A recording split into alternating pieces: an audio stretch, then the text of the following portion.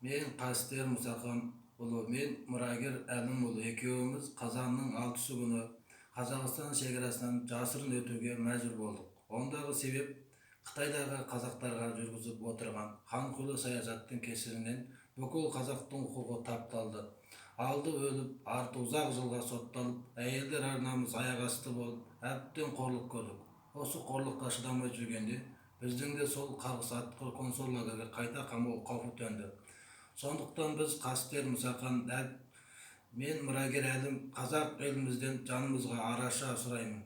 Бізге босқындық мәртебесін берсе деп өтінеміз. Біздің құқығымызды қорғайтын адвокатымыз ретінде Шыңқуат Байжан, Бауыржан Азанюк, Ләззат Ахатова осы 3 адвокатты қорғауға ұсыныс етеміз. Бүкіл қазақ халқынан көмек сұраймыз.